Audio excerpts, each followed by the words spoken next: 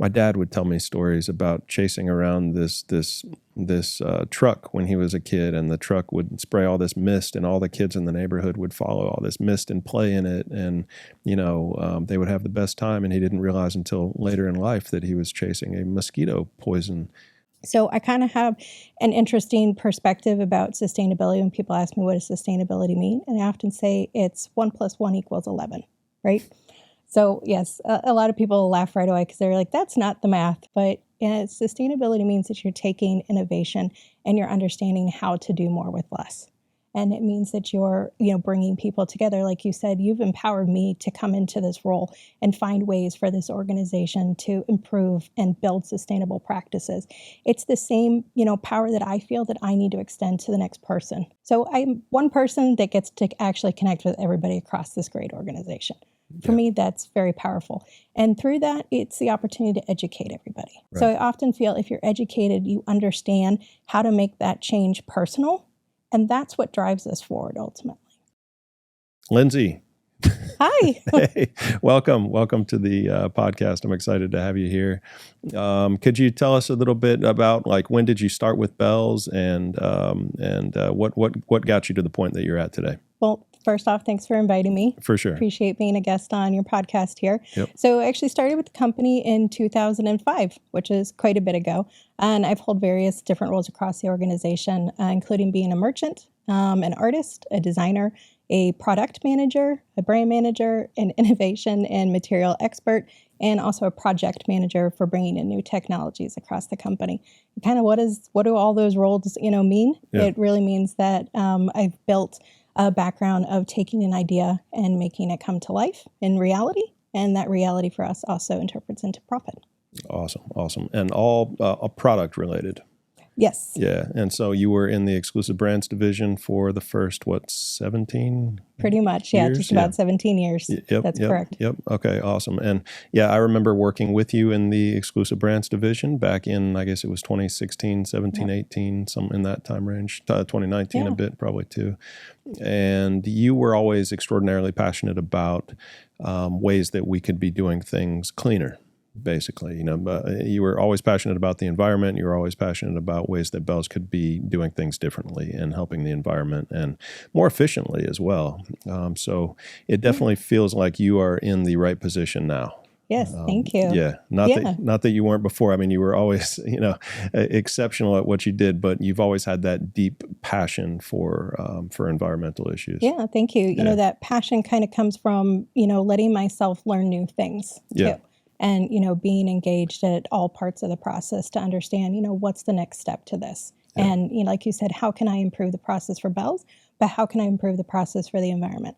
So a lot of that behind the scenes when you're working with factories and vendor partners allows you that insight into understanding, different opportunities that, we can improve on. Mm-hmm. Yep. Makes sense. Yeah. What were some of the things that you were teaching people back in exclusive brands back in the day? I mean, can you shed some light for people? Like what was it that was for you low-hanging fruit that we could have been doing differently or better, or things that we needed to dig into deeper to understand our true impact? Yeah. A lot of that actually was in the textile and in the material world. So understanding our material choices and what was the process in order to manufacture that material into the ultimate product design. So when we work with merchants and you have an idea, right, and you're like, I want this particular top or I want this particular bottom, right? How do you build towards the best version of that? And, when a merchant says, I want it to fit it this way, I want it to fit that way, I want it to have this performance, feature to it, that comes down to the choice chain, right? Understanding, should this be a cellulosic-based fiber or should it be a synthetic-based fiber? And then from there, how is it dyed, right? Are we doing a dope dye, right? Are we going to do a pigment dye? What's the printing process like? Is it reactive? Is it sublimation? All of those have an impact on all those choices you're building together in your partnership. So that's really, something that we were working on back then. And specifically, we were focusing on natural fibers and ensuring that we were seed to source on those. So if we were picking a cotton fabric, we were definitely making sure that we understood what area of the world that cotton came from, and ensuring that all of those workers, were in fair situations, and that ended up, embracing where we wanted that product to be on our floor. So we felt very comfortable about it. For us, we have fantastic, clientele across various different states. But one of the things that's in common with that is the sun, right? And, being able to understand that cellulosic fibers actually breathe naturally. So they don't need any additional help like a synthetic fabric. And you can celebrate that. So if you want something to cool you down naturally, actually synthetic or cellulosic fibers are a better option for you. Mm-hmm. Yeah, and so one of the things that you educated me on, I remember when we were working together, was bamboo as a fabric. And so I always felt like, I guess just when bamboo was first coming out, I'm thinking, oh, that's fantastic. It's sustainable. And it's a performance fabric. And so could this replace polyester, which is of course plastic essentially, poly nylon spandex, those types of blends, and everything, when I was a kid growing up, everything was cotton essentially. It seems like everything was cotton back then. And then, we kind of went towards these synthetic blends, and then got a little bit more conscientious about the environment, and bamboo became a thing. But tell me what it was, what is it about bamboo that maybe makes it at this point in time not quite as good as people might imagine? Well, specifically for apparel and textiles. So when you take bamboo, which itself is a natural entity, and like you said, it sounds great, right? Yeah. And if you're going to take it into one state of process, and let's say you keep it in its more natural form and use it in kitchen utensils, right? You haven't necessarily manufactured it too much, then it retains all of its fantastic properties and, health benefits to you. If you have to take that bamboo and suddenly process it 30 times over to become a soft fiber to weave into fabric, this is where all those chemicals are required, right? So that chemically intrusive process actually often means that it doesn't finally test out at the end as bamboo, which is misleading to consumers, and why it's a complex world of understanding, how do you make the right choice in your material process, and the process that goes through it with your manufacturing partners, so that you're not hurting the environment through that. Because it's great to start with a cellulosic fiber, right? Yeah. But if you have to add so many different chemicals to it, right, have you just been counterproductive in your original thought there? Right. Yeah, and at the end of the day, if you were to test that bamboo fiber post-production, one of the things that you mentioned to me is that it's almost as if it wouldn't even test out as bamboo anymore. Is that right? That's correct. And there's been lots of lawsuits against major retailers for, what we call greenwashing, right? So you're putting misinformation on that hang tag to the consumer and saying that this is a bamboo fiber, but it's not, because by the time it's added all those chemicals to it, right? And it's cellulosic, so that also means that it absorbs and it takes in. So it just basically ate up and drank all of those chemicals and retained them through that testing process. Right. Yeah, it's crazy.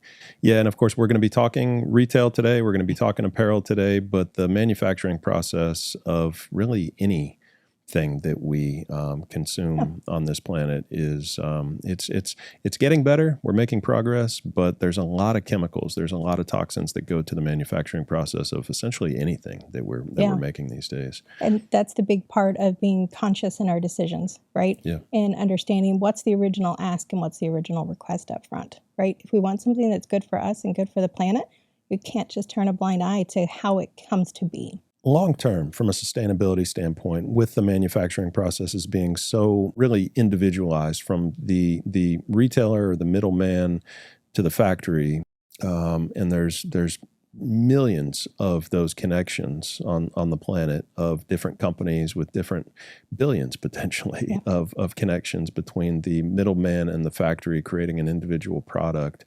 How do we adequately oversee the process longer term as humanity in order to make sure that it's as clean as humanly possible? Yeah, great question. So I think some of that comes back to the transparency of what's acceptable in that manufacturing process, which that's where you need to lean on some governance, right? So if you have a state law or a federal law or a global law, and right now that's the difference, where is a lot of products are not necessarily start to finish here within the United States, whereas we might like them to be. They're just not today, right? So that does mean that you have to understand that global transparency expectation of your partners and say, this is what we as a company believe the standard should be, whether or not the governance and the law actually backs it up and supports it, right? So taking a stance and, saying this is where we feel we need to be as leaders in the company and leaders across all retails to say, this is what's good, this is the right choice to move forward with. Right. Doesn't matter if there's a law there, we can still make that choice. So Lindsay, what would be the key things that we're working on at Bealls from an environmental standpoint? Yeah, so from an environmental standpoint, we're building, a couple new policies across the company. One of them is being a sustainable land practice. We're also building towards a forest policy, an ocean policy, and a chemical policy. And part of those things is to bolster and support our own internal supply chain, because we have lots of people across the organization that are purchasing what you would say is a common material, right? And a common material would be wood pulp, like paper. So our marketing department might be purchasing paper. Product development would be purchasing paper. The office, areas, facilities, anything that comes out of a printer, you can think about it that way. But also our vendors, right? So understanding how to build standards for everybody to understand what's the best thing, because it gets complicated out there in the world, right? You'll see a certification for something and somebody will call me and be like, what the heck does this certification mean? Right. And that's very fair. I understand that and appreciate that. So it's navigating that as a company and being able to help everybody understand and empower them to make the right choices in the role, so that we're making and living full life cycle circles as a company. Yep. Yeah, that makes sense. Yeah. Part of that is also understanding from utilities, right, and our waste, and how are we using our energy sources today, whether it's renewable or it's fossil fuel reliant, just understanding where are we at today so that we can build towards the future that we would like. Some of that is also understanding synthetic fragrances across the company, even just, things you might use and you might find in a common restroom, right? So we're looking at alternative ways to do that. And for us, actually, we're going to look at swapping a synthetic fragrance for a natural way to combat smell pollution, which would be through plants, because plants actually help clean the air. So it's an option and an interesting thing that we're looking at as a company to build towards, just swapping common found materials that you don't think about every single day that are harmful and contain chemicals. Mm-hmm. Yeah, I love it. Good. Yeah. So I guess just a comment might be at this point that a lot of people look at ESG or environmental initiatives within companies, and they look at it from a political lens, and they say, "Oh, woke is broke," and that all any company should be doing is focusing on profitability, and why is anybody worrying about anything as it relates to the environment with plastics and chemicals and all the damage that we do. And I think it's interesting or worth pointing out that we can have both, that we can absolutely do the right thing from an environmental standpoint, or as right as humanly possible at this point in time, and protect the financial position of the company. And so I think in a lot of companies, you're talking about a massive department with, a dozen or 24 people that are all, being paid to do things that are maybe not quite as productive as what it is that you're doing here for us. But you're a one-woman show here at Bealls. And so, it kind of starts and ends with you, which is, I think, probably a lot of fun, from the standpoint that you are empowered to kind of do your own thing and to make a difference. And but what you're doing is making an impact not only on the environment, but it's also making a positive impact on the financial position of the company. And could you talk a little bit about that? Yeah, absolutely. There's lots of ways that you can look at your own waste as a company and often realize that's what's right in front of you. That's the profit that you're overlooking. We often overlook what we put into the trash itself, right? Well, once you get down to the actual numbers of it behind the scene and you look at, well, what does our diversion partners offer us in terms of compensation to keep wood-based products back in circulation, right? Versus what does it cost us for the waste company to come pick up all those materials, right?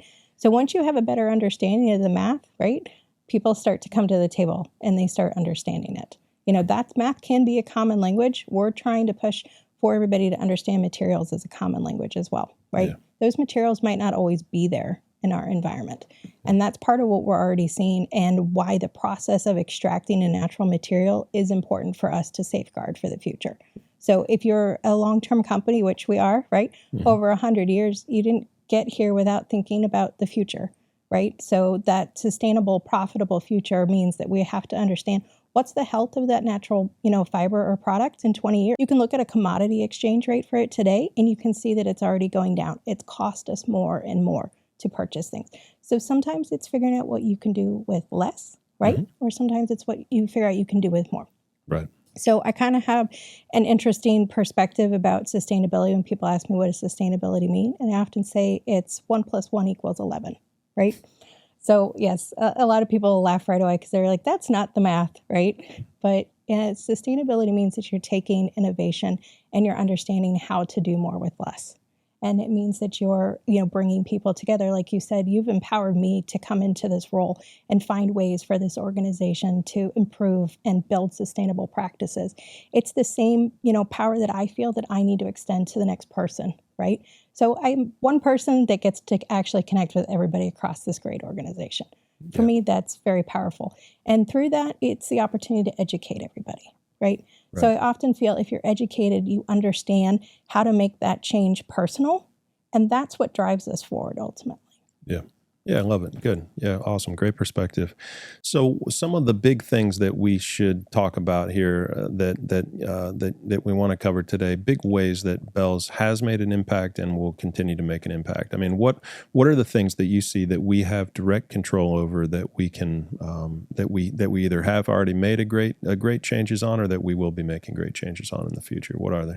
Yeah, so some of those things are looking at our CO2 emissions, right? Yeah. And that's going to be across, fleet, but it's also going to be across transportation through the supply chain, right? So the reality is that we import goods, and those imported goods come in from a container ship, and then they get on the road, and they've got to go to our DC facilities, and then they've got to go back to the stores.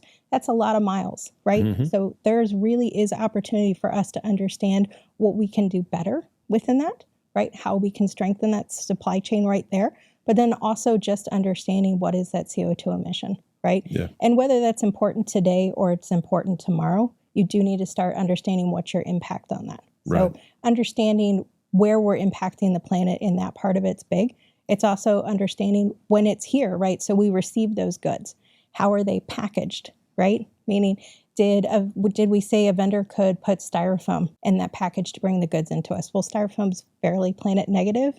And it's very difficult. If you've ever opened a box, right, those styrofoam peanuts just start flying every single where.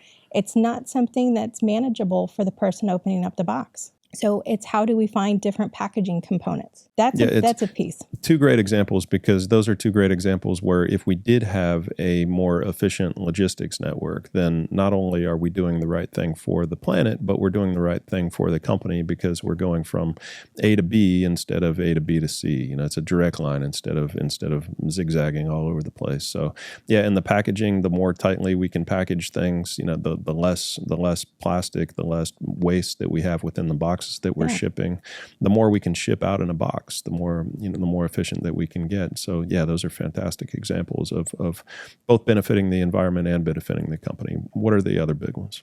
Yeah, so kind of learning about, what does plastic do and what's its function for us, and learning different ways to achieve the same thing. So plastic's premier function is prohibiting the transfership of liquid, essentially, and that's where a lot of goods come in from overseas and into its own little individual poly bag. So we're looking at different opportunities to understand what could we ship it in that's not in plastic. Transferring liquids. So you're talking plastic bottles? Right. Hydrophilic versus hydrophobic. Whether or not I want to take the liquid in or I want to reject the liquid, essentially. Right. But yes, that's what people understand plastic bottles to do, right? Yeah. Because you have this sealed plastic bottle and has liquid inside and you can shake it all about and it doesn't come out. Right. A lot of people would market that as leak-proof, right? Right. But that's not necessarily all that's going on within that plastic bottle itself. Mm-hmm. So as a company, we put up refillable water stations so that you don't actually have to rely on plastic bottles all the time, which is a fantastic thing from a health benefit, but from an environment benefit to associates as well. Do you know how many bottles we've between the buildings that we've eliminated through? And just about, I think it was 15 months, 125,000 plastic bottles. Wow. So, it's quite interesting, all of those, things once you start doing it from a math perspective as well and understanding. We did a scalability, chart just for fun, and that was like 6 full-grown alligators, 10-foot 1,000-pound alligators. That's what that amount of plastic bottles equated to. Yeah. And if you don't like the analogy of an alligator, it's almost 800 flamingos. So, That's much better. Yeah. It's not a size to size, it's a weight to weight. Yeah. So when we talk about units of measure across what we do as an organization, it is finding something that's that common thread.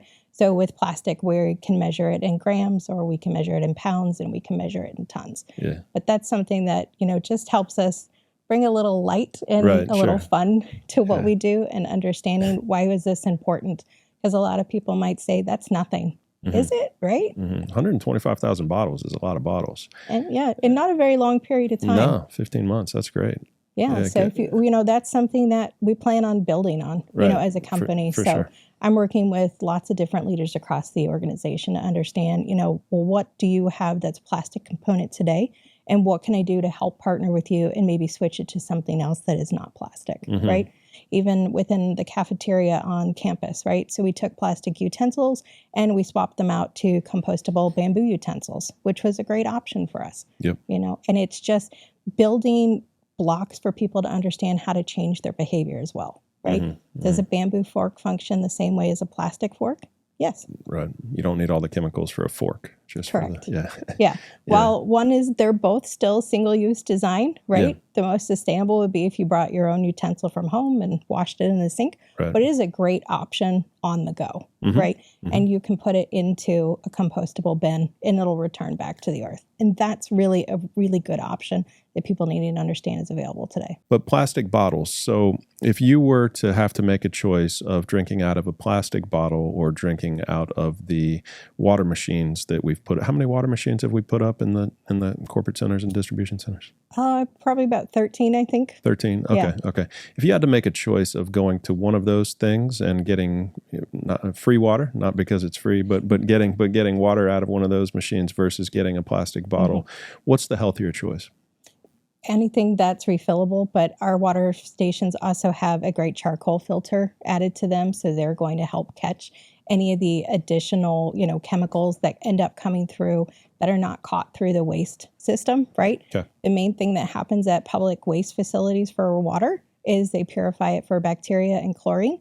There's also lots of other chemicals and options that come through, unfortunately, and that's what you don't transparently see when you purchase a plastic bottled water. If you look on the back of that label, it just says water. It doesn't continue to include and give you information of how many microplastics are in there, how many nanoplastics are in there, or how many PFAS, forever chemicals, are inside of that plastic water bottle. So we take great pride here in making sure that all of our filters are up to date and that we're providing you the best water option, available. So you're going to the water fountains? Probably 7 times a day, to be honest. Yeah, me too, probably. Yeah, so I'm a Florida native, and I can't go without water at this point. Right. Agreed. Yeah, same here. And so how much plastic is going to be inside? So very little plastic from the water dispensers, from the water fountains, if any, I guess, right? Because it's not been added to a plastic vessel. Right. Right. So once it's starting to sit there inside of that plastic vessel leaches out additional microplastic and nanoplastic. So in any average size water bottle, I think it's like 16.9, ounces, right? You're going to get about 10 microplastic particles inside of that, which is pretty gross, and you don't like the number 10, right? Right. But on average, we consume like 2.3 liters of water a day, right? So if you start doing the math on that, you're like, well, how many microplastics am I drinking over a year if I just drank out of plastic water? That's almost 9,000 microplastics. But recently, even our government, here said that's not good enough anymore as a scale to understand how much plastic is in our water. We've actually moved to the nano level. Okay. So once you start looking at the nano level of plastics, it's over 200 million nanoplastics that you're going to consume on a yearly basis that's in our plastic. And that's just not sustainable for life. And we're just talking about us, that we're drinking this plastic, right? There's other things that need that water to survive. That's our ecosystem. That's our land. That's our animals. That's our insects. Everybody needs that water. We all share that together. I think we have a picture of it to show what a bunch of microplastics looks on the tip of a finger. And it's kind of quite alarming when you look at it from that perspective. But it's just not something you want to drink, really. And we've been conditioned to believe that water is safest inside of a plastic bottle now, right? So plastic was invented early 1900s. I think it was 1907, right? That was the first patent for plastic. And that was, post-wars and pre-wars, right? So there was a good reason why plastic was needed, right? Well, we didn't fully have the education of how harmful it was, right? But then somewhere, later, 1973, the modern water bottle was birthed, essentially. And, that's why I'm part of what they call the bottle generation. And everything was marketed to me and my generation to understand that what's inside of this plastic bottle is safe. And that's what you need to consume. And you'll see, memes across the internet where it's like, what's wrong with the, hose outside of your house, right? Well, that wasn't what was conditioned for me to understand. That's not how I understood how to get water. So you have a reality that different generations understand water differently, and they understand how to access it differently. Yeah, for sure. As long as we're on the topic, then recycling. Yeah. So what are your thoughts on recycling? Does recycling work? And is recycling a long-term solution to the plastic problem? It's difficult to answer, and I'll give you two answers and not a direct answer, Okay. Which is recycling is mostly a myth, especially when it comes to plastic. Recycling plastic, about 9% of the plastic on the world is recycled today. And that's because it's very difficult to recycle. It doesn't break down. So if you're talking about a material that's natural like paper and wood, great, let's recycle it. That can be returned and, generate a new product. As far as plastic, no, that's where the myth lies in. On the other hand, I think we need to figure out a solution quickly, because otherwise, where does it go, right? And I think that's what people have believed and bought into about recycling plastic is, oh, well, then it doesn't go into the ocean and the turtles don't choke on it. Well, they are, right? The number one leading cause of death of wildlife right now is starvation, and that starvation is because of plastic. So we haven't solved to this today, and it's not sustainable if we keep adding to the pollution problem, because we absolutely 100% are faced with a plastic pandemic at this point. Yeah. Right? We haven't solved to it. It's just sitting out there. We haven't figured out who's responsible for it. If you manufacture it, are you responsible for it once somebody purchases it? We haven't figured that out. And if I purchase it, I'm responsible for the time of my consumption. And then where does it go? So plastic bags, their average lifespan use is 12 minutes in use, meaning I have this plastic bag, I've made a purchase, I've done whatever I've used it for. It's about 12 minutes, right? After that, it's indefinite. So where does it go? Even if I put it in my trash can, that trash goes somewhere else into the environment. Right. And sometimes we even export our trash, but that's not good enough. We're just displacing the trash at this point. So 100% sorry I gave you a long answer on that, but I think there's a giant myth surrounding recycling. But I do think we have to figure out a responsible way of putting plastic, into the trash at this point. Yes. So 9% of plastic is recycled. Is that 9% of total plastic or 9% of plastic that we put into a recycling bin? Total plastic. Okay. Because I know that a lot of the plastic that we put into recycling bins does not get recycled. It's not recyclable, and they pull it out and it just goes back into the landfill. And Correct. We're driving trucks all over the place to sort this stuff out and creating all of this. So with that being the case, and with plastics being something that is being manufactured and at mass scales, and then being used for just a very brief period of time, and then being thrown away, sometimes into a blue bin, sometimes into a trash can, but 9% of plastic is being recycled. And when you recycle that plastic, it's not as if, okay, that piece of plastic is going to live on forever. You might get one more use out of it. Correct. Right. I mean, it's back with that other 91% that's not being recycled. And so when we think about it, when we step back and we think about that, it's like, well, then every ounce of plastic that we're creating as a species, we are creating plastic, and every ounce of it that we're creating is either going into a landfill, if we're lucky, or it's going into our environment. Correct. in the form of either trash and pollution or nanoparticles. It's going into our environment, and it's becoming a part of where we live, where we play, what we breathe, what we eat. And we're kind of wondering why. Well, why do I have plastic in my body? Why do all these animals that I'm eating, all these fish, why do they have plastics in their body? Well, it's because we're not disposing of it properly, because we can't dispose of it properly. And that's what you're talking about as the myth of plastic. Correct. And that there's really nowhere for it to go. I mean, once it's created, it's there. It's in the environment. Yeah. And so we put it into these landfills, right? I mean, that's where the majority, I would think, probably goes into these landfills and just sits there. And then what happens to it then? Yeah, a lot of countries, they're trying to take that trash and they're trying to sort it, and they're trying to use, again, the myth of this is providing jobs. Right? So they have to sit there and sort all of that trash because, again, not all of it can be broken down. If you think even just about a plastic bottle itself, it's got multiple densities to that plastic, right?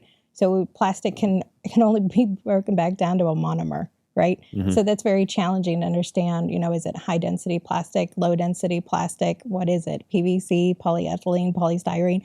All of those things have to be broken down individually, but yet we dump it together. Yeah. So that, like you said, that's a big challenge to it, but it's also the cast off to it. And I think you've talked about this before, which is understanding we create plastic into fibers and then we create a polyester shirt, right? Well, you wash that polyester shirt and then there's what we call a cast off. So within that wash, all those microfibers start to shed off, and all of that goes back into the waterways too. But people don't think about that. Right. When they're purchasing that plastic and they're trying to figure out what to do with it. Right. So battling plastic has to be part of what everybody thinks about every single day. Yeah. How do we stop this? Yeah. And nobody's thinking about it today. I mean, hardly anyone is thinking about it today. And what people are doing is they're going along their merry ways and putting plastic sometimes into a blue bucket and thinking, oh, everything's good. Everything's good now. I just put this cup into this blue bucket. So they think action complete. Yeah, action complete. Everything's fine. In reality, it's not fine, and every ounce of plastic that we manufacture is going into the planet, and so that sits then in landfills, or it sits in the ocean, or it sits on top of the planet, and ultimately maybe we gather it and get most of it into landfills. But then, what is the decomposition process like, and the decomposition timeline of plastic like? Yeah, right now it's indefinite. So there is no known decomposition or degradable aspect to it. I've read lots of things that talk about, well, this plastic is biodegradable in this particular subset of temperature soil or ocean, temperature. And you're like, well, how long? To your point, your question. They're like over hundreds of years. So I'll be gone, right? So then we're talking, 5 grandchildren from now, they have to deal with the plastic of my generation. So that scalability is beyond what we can imagine, right? As a human race, we won't be there. Right. To be able to figure that out. So if plastic were to decompose and if plastic were to break up and turn to nothing, aren't you just converting it into like air particles? I mean, doesn't it turn into like this toxic gas of plastic? Correct. That's where you start hearing terms like greenhouse gas and methane gas. Right. You're correct. Natural materials return to Earth, meaning its full life cycle. Right. Anything that's synthetic disrupts that cycle. So if you've ever purchased food, that's wrapped in plastic, we'll do meat as an example, right? Yeah. If you go to a food store and you purchase, raw chicken, right? It's sitting there in styrofoam with a little, plastic pad to absorb all the liquid, and then it's wrapped in plastic again. And let's say you just throw all of that out, which happens daily, right? That chicken can't return to Earth no matter what. It bubbles up, right? Have you ever seen something where you're like, oh my goodness, all that bacteria is now creating an extra gas? Sure. And that's actually what's contributing to temperature rising across all of the environment, largely and faster more than anything, is that we've created this synthetic film or synthetic layer and prohibiting us from actually, a natural life cycle for things. So plastic is not good. And so that's where it's a little bit hard to figure out. I believe in diverting plastic because I don't want it in with other things that can be absorbed back to the planet, if that makes sense. It does, yeah. And just thinking about trillions and trillions of tons probably at this point of plastic that's sitting within the earth in landfills that eventually is, and we don't know the life cycle, and we don't know when it converts to methane and to toxic gases, but it's just sitting there today, and it's not decomposing and turning into methane. But in 1,000 years, if all of that starts to decompose at the same time and starts to fill the earth with toxic gases, then all of a sudden you've got a planet that's potentially dead. It becomes a liftoff balloon to the next planet, right? It just transports us to the next place. You know, I think, speaking on education and, lifespan of this, which is we do have to educate the next generation a little bit better about plastic. And like you just said, understanding that lifespan. I create plastic, it's cheap, it's easy, it's functional, but what happens to it? Where does it go? And when you ask the next generation today, like if I ask my daughter and I ask her friends, how do we solve plastic pollution? It's quite simple to them. Being a younger mind, like, you just don't buy it. You just don't use it. They already understand that. So I think introducing education, into our school system, also to help people understand, even if you're just doing a science experiment. I did a science experiment about a lima bean. Where does a lima bean grow best? In the shade or in the sun? Now replace that lima bean with a piece of plastic. And do you get any food? And what happens to it? And now let's check the soil and see what the health of that was. It's something, unfortunately, that's what we're passing on to the next generation. Right. So you're saying recycling is a myth, and we don't actually recycle anything, and plastic is potentially a ticking time bomb. And those are the types of things that people should know. And if we do know that type of thing, then we can start to make different decisions. The issue with leaving it up to an individual by individual to make those different decisions is that the time that it takes to fix the problem and for that to filter through the general population. So you almost have to, if you really want to make a change, we almost have to enforce rules and regulations on the plastic industry at the point of manufacture. Absolutely. It's an upstream solution, at this point. If we've learned, we'll say we've learned our lesson a little bit, like with lead and asbestos, we have to start understanding plastic and everything that's related to it in that same sentence. Right. We understand now how harmful it was, and we wish we could go back, and not create things. Or we understand and wish we could build the safeguards to help people not be exposed to certain things. That's the action, you're right, that we need government to help us step in and do. Yeah. Absolutely. Yeah, for sure. And the issue is there's hundreds of countries, and they all have it's a capitalism, and people want to do what's best for their pockets as opposed to what's best for have a planet that's habitable. But who wants to live with that, right? It's not even aesthetically pleasing. Right. No, it's gross. Yeah, for sure. Yeah, so it ultimately it's going to require some sort of a global decision-making body that's able to say, hey, we can't do this anymore, guys. Like, we got to figure something else out. Yeah. So it's interesting. Okay, well, that's a deep rabbit hole. It's something that people need to be thinking about and talking about and understanding, at least. Not thinking about and talking about necessarily, but at least understanding the facts and the numbers and the math behind the plastic issue. And that's a start anyway. Yeah. It is making a conscious decision. Yeah. Towards understanding what's my action in this. Absolutely. Yeah, for sure. Well, a couple of the other changes, the maybe you might call them a bit more minor changes. I mean, obviously, we've from a plastic standpoint, we've dramatically reduced the amount of plastic that we use, and of course, we do our best to still continue to divert as much plastic from landfills as humanly possible, even though plastic is a myth. Recycling is a myth, rather. Yeah. But I wish plastic was a myth. But in addition to that, there's a handful of other things that we've been working on. And can you comment on maybe a few of those? Yeah. One of the other things, speaking of the environment, is our sustainable land practices here. So understanding that this company has several different facilities, and that means that we need to be responsible landowners. So that building is essentially a concrete jungle, but it lives on top of the earth. So how do we help nourish the earth that's underneath that and supports our buildings, essentially? So for us, we've decided to no longer use pesticides or fertilizers so that what's going into the land on our property is no longer harmful to it. We've also decided to stop traditional irrigation, and we're no longer, artificially facilitating it.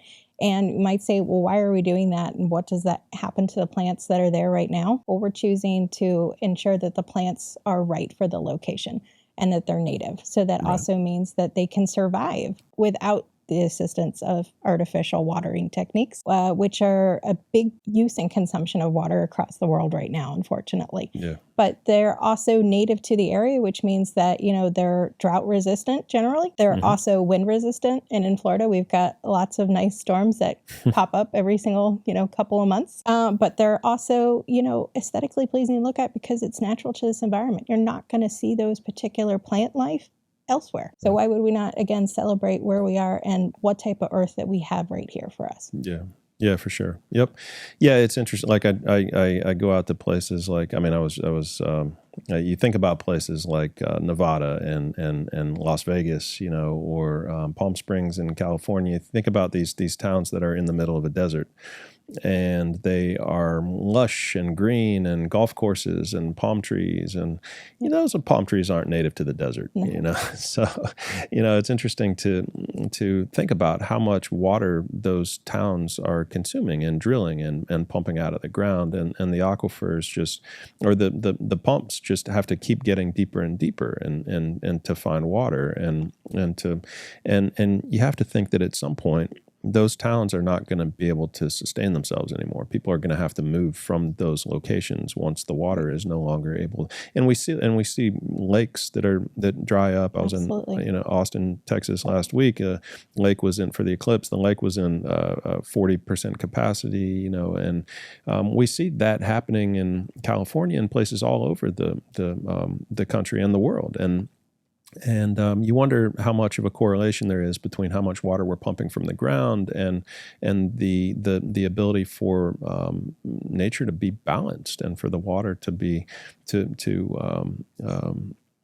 there if we're pumping so much out of the ground to sustain non-native palms and trees and grasses and so I would love to go out there and see cactuses all over the place. They're beautiful. They're it's native. You're going to it'd be like coming to Florida wanting to see palm trees. You go to the desert and you want to see beautiful cactuses and plants that are native to the area. So yeah, I think it's cool that we're doing that, and it's one of those things that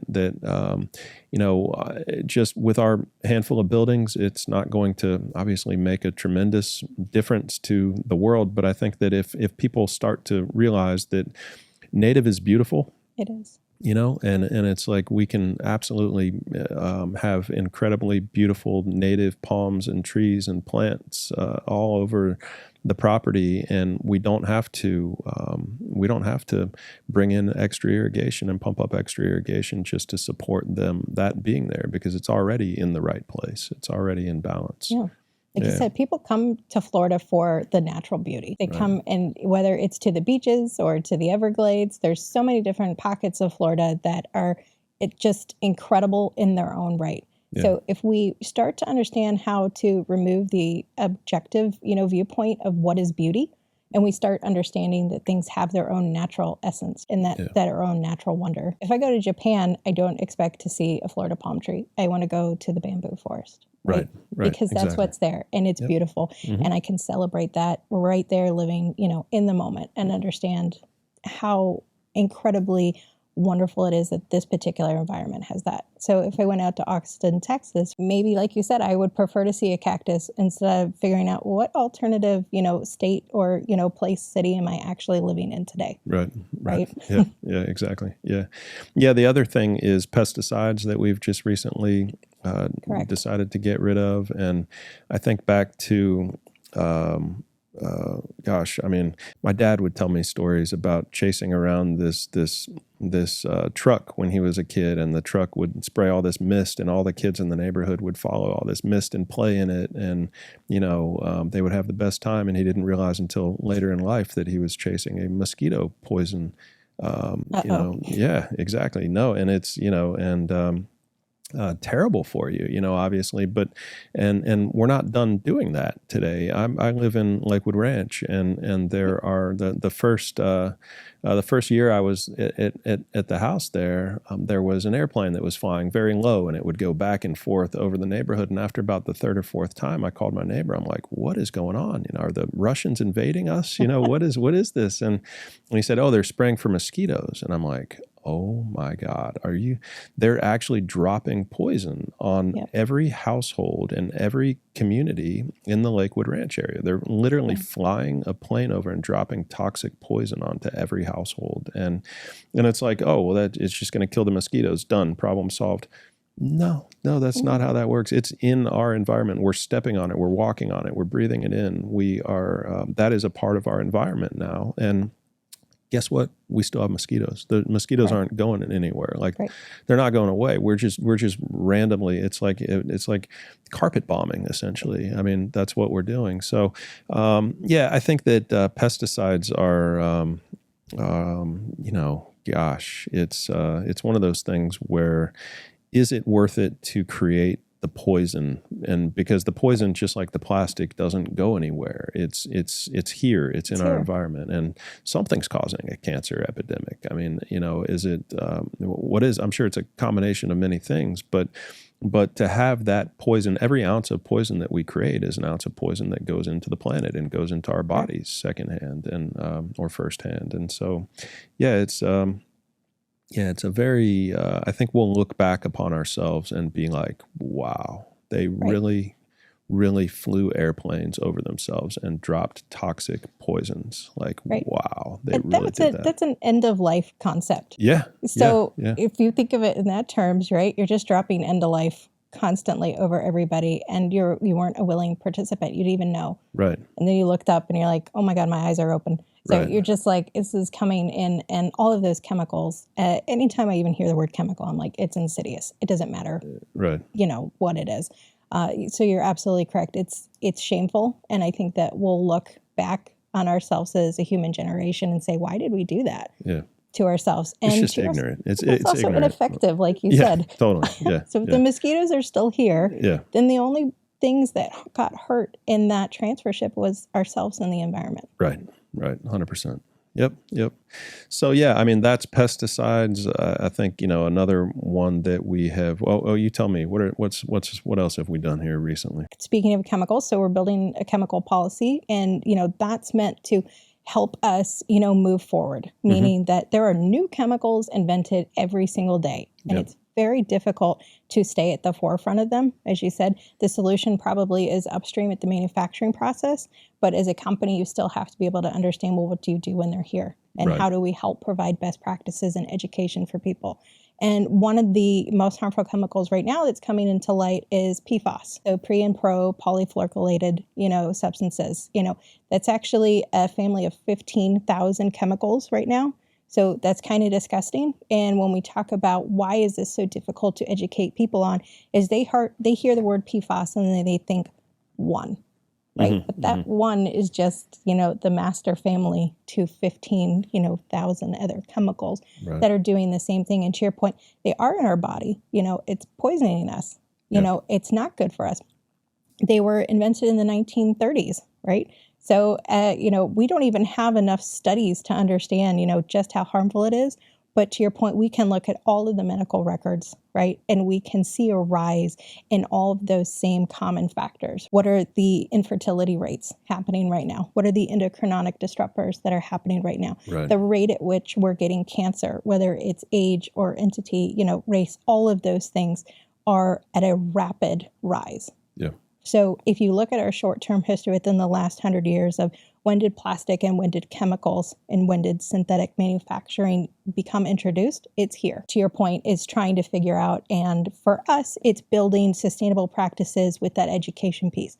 So building a chemical policy so that everybody in the company understands what to do when you come into, hopefully not contact with it directly, but if you are negotiating for products and you're a merchant, you understand what are the right questions to understand about their manufacturing process. If you purchase cups across our organization, like paper cups or paper and packaging, all of those things, people come to me and they say, well, how do I know if this has PFAS in it, right? And then I say, okay, well, this is the particular test that we're going to ask the manufacturer to go out and provide. So this is a chemical that's rising up very quickly and rapidly. People are having lots of questions about it. And there is legislation that's being built towards it quickly. But I would also say not fast enough, and you might agree with me on that. So it's going to be a big chemical that people, understand going forward, And chemicals is actually one of the reasons why, I even became interested in the environment and sustainability. So when I was pregnant, is when BPA was coming into light, and BPA was commonly used in baby bottles. And everybody was coming to me and they're like, have you heard about BPA? I was like, no, but let me do some research. So bisphenol A is a specific type of chemical that's added to hardened plastic, right? Okay. It helps it form, but then it also creates a clearer composition. Instead of a cloudy plastic, it's a clear plastic. Sure, beautiful. Right, yeah. So that's what people wanted. And it was specifically created to help with baby bottles. So that was just kind of like you could say like an origin story for me of just understanding like, well, I don't want that. Why would I want to subject this new life that, I'm in the process of creating and bringing forward to a chemical right away? So I had to kind of do my own due diligence and figure out, okay, what's an alternative option to this? And how do I avoid these chemicals, or how do I look at labels differently myself? And then how do I educate everybody else around me? Because I had other family members who were pregnant at the same time. So all of us together were like, let's do this research. Let's figure this out. Cool. Love it. It's a lot. We covered a lot. I think about all the chemicals, and I think about the factories and the airplanes with the poison and the fertilizers and the sprays and the bug sprays and the ant killers and we have no clean waterways anymore in the world, really. I mean, there's there maybe in the Amazon we have some, but even the indigenous people are it's changing for them as well.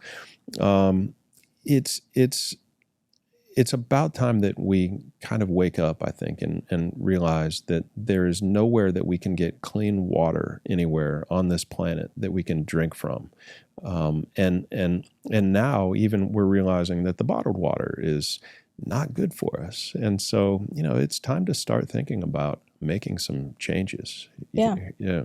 Well, Earth is its own natural filtration system, right? So that's the benefit of us taking care of Earth, is that it will clean the water for us. So understanding that how we are connected to our own ecosystem here. Right. So not putting something, harmful back into the planet helps us clean that water up front.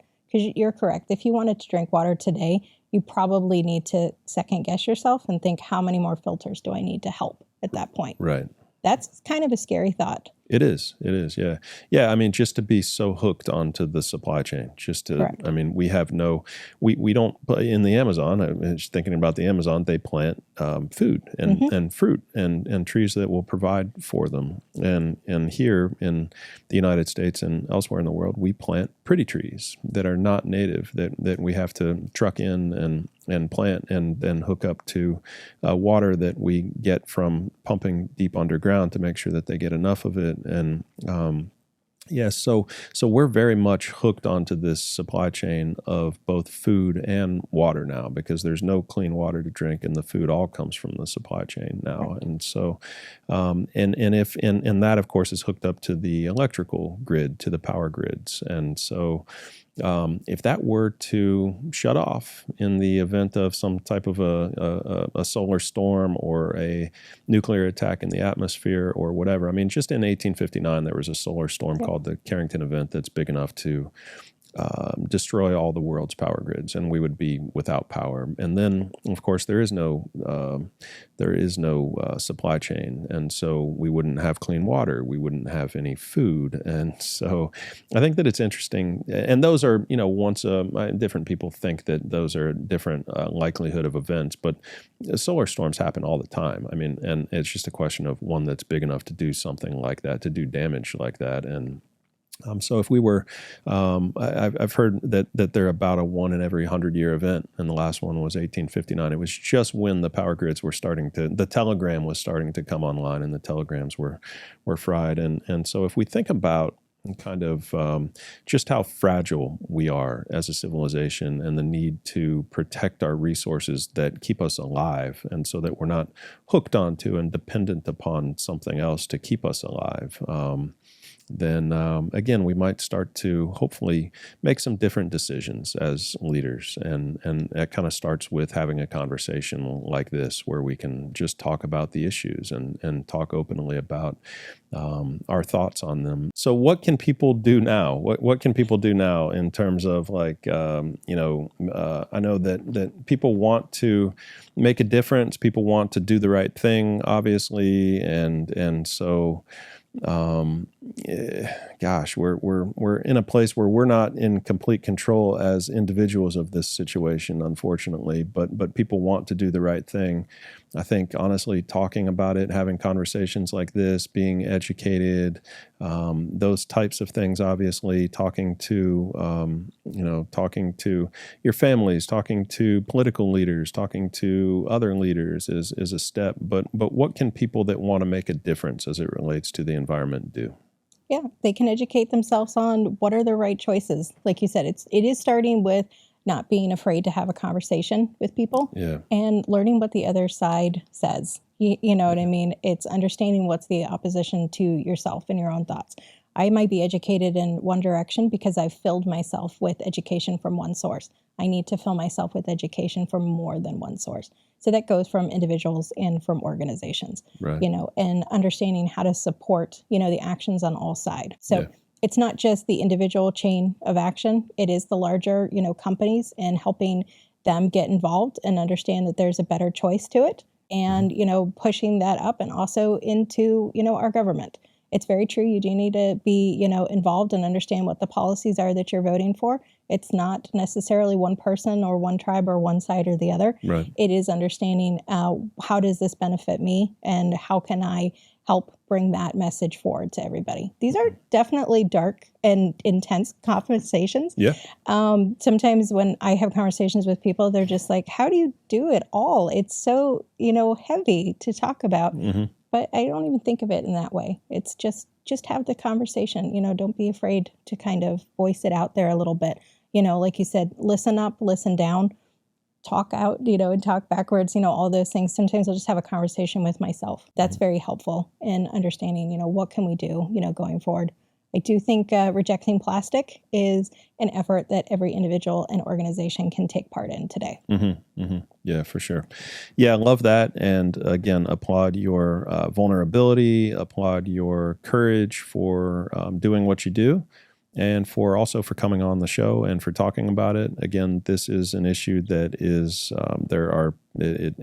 it's divisive. I mean, it's people are on one side or the other of this, and it's because of politics mostly, and so that's unfortunate, but it's just a part of it. But that political stuff can't stand in the way of talking about what we believe to be are the facts of this topic, and discussing it is really the first step towards understanding it, and then that's the first step towards making change and making a difference. So, I do applaud you for what you're doing and for your courage and for your knowledge and for sharing it with us today on the show. I think it was a really great conversation, and appreciate your time. Yeah, thanks for having me. This is very exciting to have a platform to share with you and kind of voice out some opportunities for people to hear about what they can do to participate. So Yep. I'm very excited and encouraged on what we can do, moving forward as an organization. All parts of your organization come together on this topic. Yep. So we are not afraid to talk to each other and talk through those different ideas. And like you said, it takes putting aside personal differences to come together on, a decision on how to move forward. And I think as a company, we can do that. So yeah, it would be fantastic to, come back at some point. Yep. And talk to you about the progress, that's been made, and be exciting. Love it. Perfect. Very well said. And we'll close it off with that. Thank you. All right. Thank you. Appreciate it. All right. Very good. Thank you, Lindsay. Sure. Hopefully you got some options. I think so. Yeah. All right. Yeah, I hope so.